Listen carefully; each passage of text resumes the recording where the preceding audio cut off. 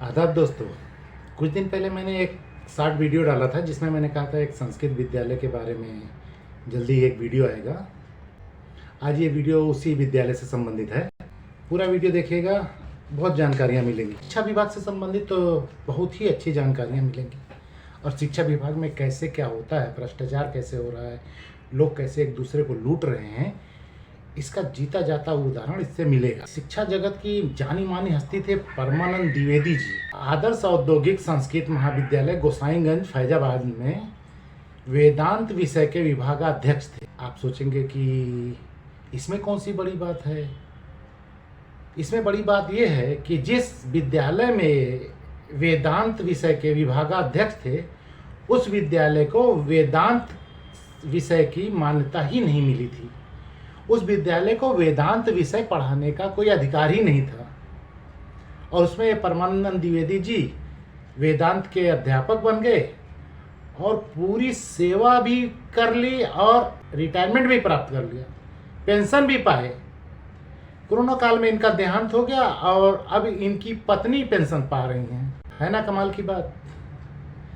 विद्यालय में जो विषय है ही नहीं, विषय की मान्यता ही नहीं है, उस विषय का कोई व्यक्ति अध्यापक बन जाए और पूरी अपनी 40 साल की सेवा समाप्त कर ले, रिटायर हो जाए और पेंशन भी पाए, ऐसा कहीं सुना या देखा है?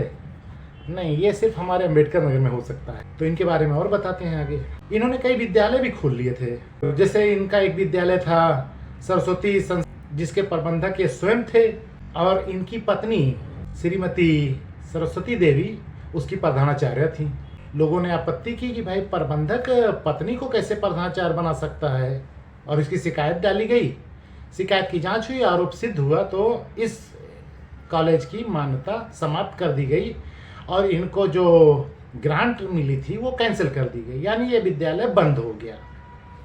ये इनका पहला विद्यालय। इनका दूसरा विद्यालय जो था सरस्वती संस्कृत विद्यालय उच्च माध्यमिक विद्यालय बेलवना, इसमें इन्होंने अपने पुत्र शिवाकांत द्विवेदी को प्रधानाचार्य नियुक्त कर लिया। अब कोई भी प्रबंधक अपने रिश्तेदार को नियुक्ति पत्र नहीं दे सकता, उसका नियुक्ता वो नहीं हो सकता, उसे पद छोड़ना पड़ेगा। लेकिन परमानंद द्विवेदी जी ने अपने पुत्र शिवाकांत द्विवेदी को वहाँ पे प्रधानाचार्य नियुक्त कर दिया, जबकि ये नियुक्ति शासनादेश के अनुसार फर्जी है।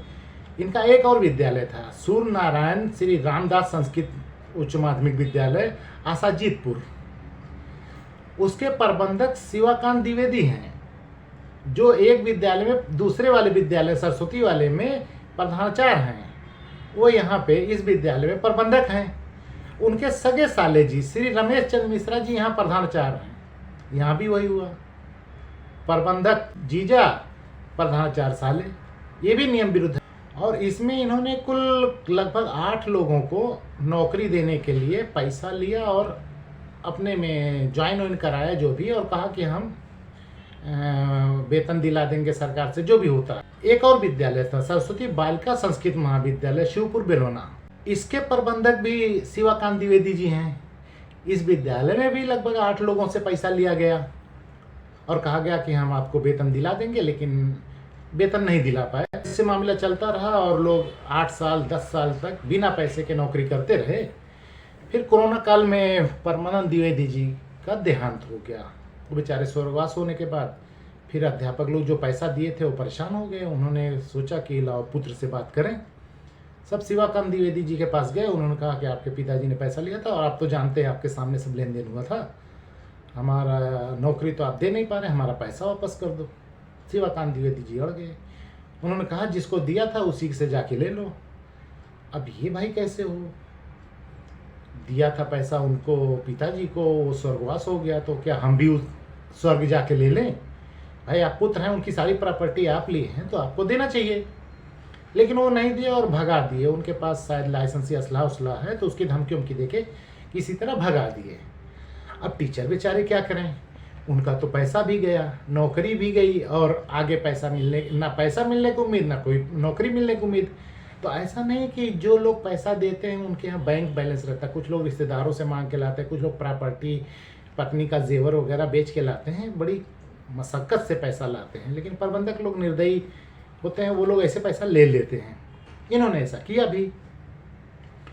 जब इन्होंने पैसा देने से इनकार कर दिया तो वो लोग पुलिस के पास गए, पुलिस में तहरीर दी, कोई सुनवाई नहीं, कहीं कोई मुकदमा दर्ज नहीं हुआ। सब लोग मिलकर सामूहिक तौर पे कप्तान साहब के पास गए, उनको तहरीर दी कि भाई मुकदमा दर्ज कर लिया जाए, किसी तरह साहब आप कुछ कर दीजिए। वहाँ भी कोई सुनवाई नहीं हुई और ये लोग वापस आ गए। अब पैसे के चक्कर में कुछ लोग अवसाद में आ गए, उसमें से शायद 2 या 3 की मृत्यु हुई। बचे हुए लोगों ने तरकीब निकाली कि इसी शिवाकांत द्विवेदी को ही इसकी नियुक्ति के खिलाफ शिकायत करके कुछ परेशान किया जाए ताकि ये मजबूर होकर हमारा पैसा दे दे। तो लोगों ने महानिदेशक स्कूल शिक्षा उत्तर प्रदेश को एक शिकायत दी कि ये शिवाकांत द्विवेदी की नियुक्ति इनके पिता परमानंद द्विवेदी ने की, जो उस समय प्रबंधक थे 2000 में, और ये 2016 तक प्रबंधक थे। प्रबंधक कोई अपने रिश्तेदार की नियुक्ति नहीं कर सकता, इसलिए इनकी नियुक्ति फर्जी है, इन्हें सेवा से बाहर किया जाए। महानिदेशक स्कूल शिक्षा ने उस शिकायत को DIOS अम्बेडकर नगर को भेज दिया कि इस पर जांच करके कार्रवाई करें। DIOS अम्बेडकर नगर ने उस शिकायत के लिए 1-2 सदस्यीय जांच कमेटी बना दी। श्रीमती नीलम यादव जो GGIC बेवाना की प्रधानाचार्य हैं, और श्रीमती रंजना देवी जो GGIC VT की प्रधानाचार्य हैं, दोनों की कमेटी बनाई कि आप लोग इस प्रकरण की जांच कर दीजिए। दोनों ने जांच की, जांच रिपोर्ट दी कि प्रबंधक परमानंद द्विवेदी ने शिवाकांत द्विवेदी की नियुक्ति नहीं की है। इसी रिपोर्ट के आधार पर शिकायत निस्तारित कर दी गई, प्रकरण दब गया। अब बेचारे कहाँ जाएं, कुछ हो ही नहीं रहा। कुछ लोग मर भी गए, पुलिस में जाते हैं FIR नहीं होती, DIOS साहब कुछ सुन नहीं रहे हैं। महानिदेशक शिक्षा के यहाँ शिकायत दी तो उन्होंने जो जांच करा दी उसकी रिपोर्ट फर्जी आ गई, उसे उन्होंने स्वीकार कर लिया। किसी तरह से वो लोग मेरे पास आए कि आप अगर कुछ इसमें सहयोग कर सकते हैं तो कीजिए। तो मैंने पूरा प्रकरण उनसे पूछा और गंभीर प्रकरण था, तो मैंने सोचा कि लाओ कुछ करते हैं। तो मैंने एक जल्द शिकायत बना के जिला विद्यालय निरीक्षक को दे दी कि नियम है, शासनादेश है कि कोई भी प्रबंधक अपने रिश्तेदार को नियुक्त नहीं कर सकता। और यहाँ पे साफ साफ है कि परमानंद द्विवेदी जी प्रबंधक थे और उन्होंने शिवाकांत द्विवेदी को प्रधानाचार्य नियुक्त किया है, ये फर्जी है, इसकी सेवा समाप्त कर दी जाए। उसकी जांच उन्होंने वही श्रीमती रंजना देवी जो हैं GGIC की प्रधानाचार्य VT की, उनको दे दी। उन्होंने पता नहीं क्या सोचा, जांच की, बहुत अच्छी जांच की, लेकिन जो जांच रिपोर्ट बनाई है वो क्या कहती हैं कि शिकायतकर्ता की शिकायत तो सत्य पाई गई। शिवाकांत द्विवेदी की नियुक्ति के समय प्रबंधक उनके पिता परमानंद द्विवेदी थे, परंतु शिवाकांत द्विवेदी की नियुक्ति के लिए गठित चयन समिति में उनके पिता परमानंद द्विवेदी सदस्य या अध्यक्ष नहीं थे। ये क्या है? कुर्बान जाऊं इतनी प्यारी रिपोर्ट पर, कितनी मासूमियत झलकती है इस रिपोर्ट से। शिकायत दी गई है कि नियोक्ता जो है उसको अधिकार नहीं है अपने पुत्र की नियुक्ति करने का, और ये मैडम रिपोर्ट दे रही हैं कि चयन समिति में उनके पिता नहीं थे। चयन का प्रकरण ही नहीं, चयन समिति की कोई शिकायत ही नहीं की गई। चयन समिति में कौन था कौन नहीं था इससे कोई लेना देना ही नहीं। शिकायत तो एक आसान भाषा में थी कि कोई भी प्रबंधक अपने रिश्तेदार को नियुक्ति नहीं कर सकता। यहाँ परमानंद जी ने अपने पुत्र को प्रधानाचार्य पद पर नियुक्त किया है और ये जांच अधिकारी ने माना भी, लेकिन लिखती हैं कि नियुक्त तो किया है लेकिन वो जो चयन समिति थी उसमें किसी पद पर नहीं थे। इसका क्या करूं मैं, कहाँ ले जाऊं इसको? तो खैर जो भी है, इसके बाद मैंने DS साहब से बात की। मैंने कहा कि ये अच्छी बात नहीं, ऐसी फर्जी रिपोर्ट नहीं लगानी चाहिए, लगा थोड़ा मेहनत करनी चाहिए ना फर्जी लगाने का। ये क्या शिकायत करता, शिकायत सही है, शिकायत नियुक्ति की बात करता है, तुम चयन की बात कर रहे हो, हाँ मजाक बना लिया है। जो मैंने DS साहब को इसके बारे में बताया तो उसकी खबर शायद इस शिवाकांत द्विवेदी को मिल गई। एक दिन मेरे नंबर पे फ़ोन आया, सामने वाले ने कहा मैं सांसद जी के यहाँ से बोल रहा हूँ। तो मैं बड़ा खुश हुआ, सांसद जी से मेरा बहुत पुराना रिश्ता है और बहुत अच्छे से जान पहचान है। मैंने सोचा चलो कितने दिन बाद याद किया उन्होंने, तो मैंने कहा हाँ बात कराओ। तो बोला नहीं नहीं वो मैं बात करूँगा, वो एक पैकौली में संस्कृत विद्यालय है, उसका क्या मैटर है। तो मैंने कहा सांसद जी के यहाँ से बात हो रही, ये कौन है? तो मैंने कहा अच्छा ठीक है छोड़ो, इससे बात करते हैं। मैंने कहा हाँ ऐसा ऐसा एक मैटर था वो वहाँ का जो प्रबंधक है वर्तमान में, वो बहुत लोगों से पैसा ले लिया है और लोग मर भी गए हैं, पैसा दे नहीं रहा, गुंडागर्दी करता है।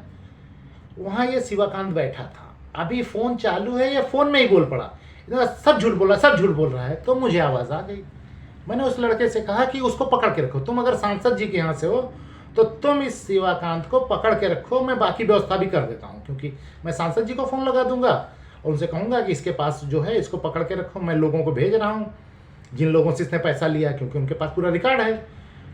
लेकिन उस लड़के ने फ़ोन काट दिया और शिवाकांत शायद वहाँ से चले गए, जो भी हुआ बाद में बात नहीं हो पाई। खैर, जब ये पता चला कि ये शिवाकांत द्विवेदी ने अपना स्तर गिरा दिया है, ये अब गुंडागर्दी कर रहा है, धमकी दिला रहा है, तो मैंने कहा इसके लिए दया की भावना रखना बेकार है। इसके साथ जितना भी कठोर कार्रवाई की जा सके वो करनी चाहिए। मैंने पहले ये किया कि जो लोग तहरीर दे रहे थे एफआईआर करने की, उसमें से कुछ लोगों से तहरीर लिखवाई और मैंने अपने स्तर से उनको भिजवाया और अहरौली थाने में 10 जनवरी को 2 लोगों, एक श्रीमती नीलम पांडे हैं, एक रामचल पांडे जी हैं, दोनों लोगों की तहरीरों पे इनके दोनों भाइयों के खिलाफ मुकदमा, एक में एक का नाम है, एक में दोनों भाई का नाम है, मुकदमा दर्ज कराया 420 वगैरह का जो भी है, उसमें सब धाराएं लगी हैं, 2 मुकदमा दर्ज कराया।